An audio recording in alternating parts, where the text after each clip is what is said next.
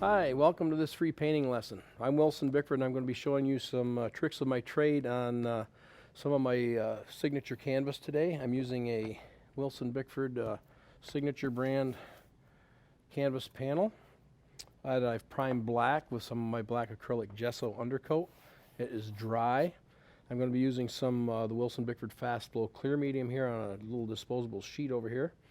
On my palette today I have cobalt blue, sap green, emerald green hue, cadmium yellow pale, dioxazine purple, burnt sienna, and titanium white.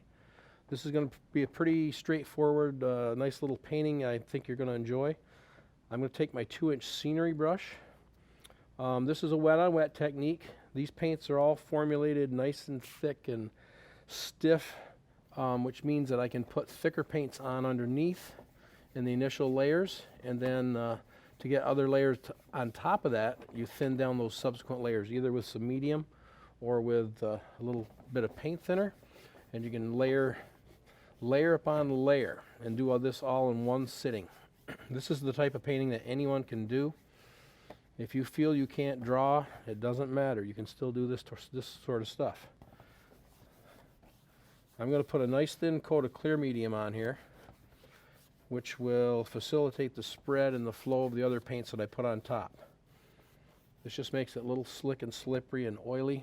I'm going to clamp this down a little firmer so it doesn't slide around on me. And I'm thinking of having a fairly long waterfall, like a nice one off in the woods, with a nice long falls way off in the distance.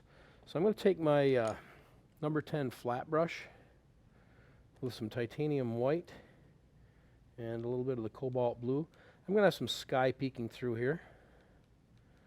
So I'm going to mix up a lighter tone. This is really going to pop against this black canvas. It'll really show up. I'm just going to have a couple openings back here for some sky showing through. If you're new to painting, this is something that you're probably going to want to try. These waterfalls on the black canvas are pretty dramatic, and they're actually pretty easy to do. I'm thinking there's going to be a waterfall somewhere in here coming over a rock ledge. So I'm just going to kind of scuff in a little bit of background sky color. Then I'm going to infringe some trees into that. I'll smooth it out a little bit. I'm just looking for an irregular opening between the trees, knowing full well that I'm going to come back and encroach into that. I'm going to use my 1-inch scenery brush. Now I've specifically asked for this one to have a bevel so I can load just the tips of the bristles and get nice leafy textures with that. So I'm going to take sap green. Notice I'm only using the corner of the brush. I'll take sap green, maybe a little bit of the cobalt blue, just a touch of the burnt sienna to kind of dull it down somewhat. I want to start out fairly dark because I can always come back and highlight.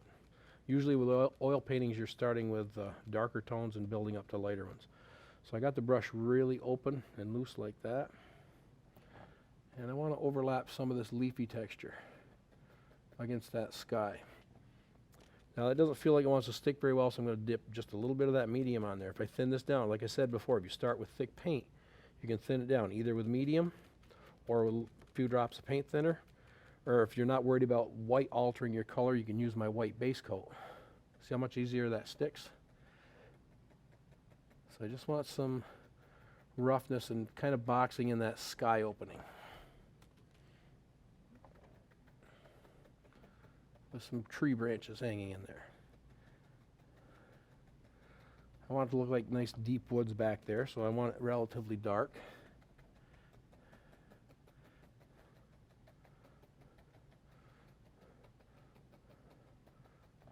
Okay.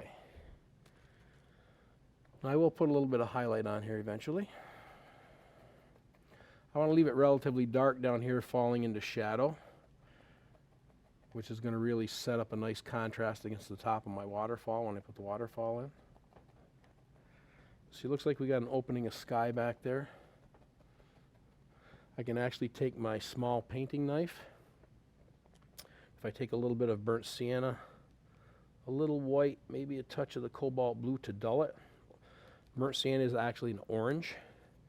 And blue is the complementary color, which simply means it's directly opposite on the color wheel. They gray each other, so if you have a stronger orange, you want to dull it down, you add blue to it.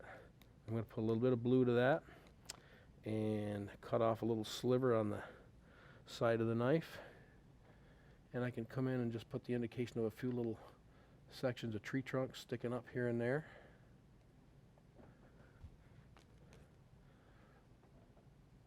You're not going to see the whole trunk. It's going to be kind of lost in the shuffle between branches here and there. But it doesn't take much to kind of get the effect. And then I'll still go back and cover over that a little bit before I highlight, just to kind of bury it into the woods. You'll see that once you kind of push them back in, they look a lot better. They're in the middle of the woods like they should be, rather than stuck out on the front. See, it's just a little indication of some tree trunks back in there.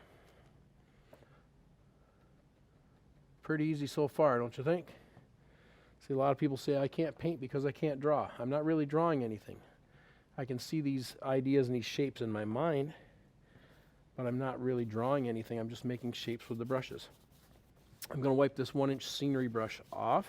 I'm going to take a little bit of the emerald green, which is a very strong color. So I'm going to tone that down with some of the sap green. I'm not going to use it straight as is.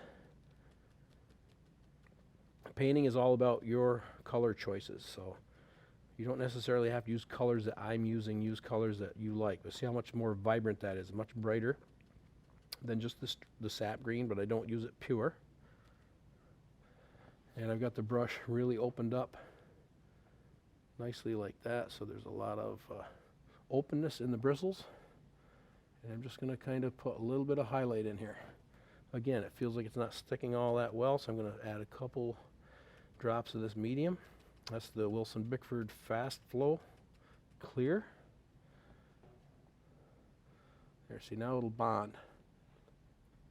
Thinner paint will glide on over the top of thicker paint, so that's why you start with that really thick paint. My paint is almost like caulk. It's really thick. And this is just a little impromptu lesson to kind of give you an idea of how to use some of the supplies. If you want more in-depth lesson with more instruction and more detailed project matter, check out my full-length DVDs. Those are a little more in-depth. I go at a slower pace. I explain a lot more. Although I try to explain as much as I can in these little shorter lessons too. But obviously if I go a little slower, it allows me to show you more. So check out my full-length DVDs. I'm going to let that just kind of fall into shadow. So I wipe the brush off and just let it slowly diminish and just disappear. That looks pretty good. Okay, now I think I told you at the outset this was going to be a waterfall scene. So let's get on the waterfall. This is just background filler up to this point. I'm going to take some of this blue that I used for my sky. I want to underpaint the water with a shadow tone first. No matter what you're painting, to make it look three-dimensional, you need a minimum of 3 values. So I'm going to put, I've already got the darkest value for the water in here, which will be the black that I leave showing. This will actually be the mid-tone, then I'll put a highlight on top of that. So I'm going to take cobalt blue. And see, this looks very deep and woodsy, so there's going to be a lot of shadow. Not like it's out in direct sunlight. It's going to be more shadowy in the forest. So I can go quite dark with this. I'm going to take cobalt blue and white. I'm going to sneak just a little touch of that purple in there. Why? Because I like that flavor. You can use whatever colors you like. But I'm going to actually just use that because I like that little tinge of purple in there. It makes a nice shadow color. And notice how much paint's on my brush. I've really tapped that open. This is my number 3 medium fan brush. And it's nice and open. And I'm going to say that there's one waterfall kind of here. I don't want it dead center. Compositionally, you never put anything like that right dead center. I'm going to come across and let it just kind of come down. And just let it kind of taper away as it comes lower. I don't want a real big one in there. I want it kind of narrow, so it looks a little farther back. I can make it a little wider by overlapping another stroke over it like that. Now it looks pretty silly here right now because there's nothing to contain it and hold it back. I will box it in with other elements, whether it's rocks or grass or whatever I choose to put in there.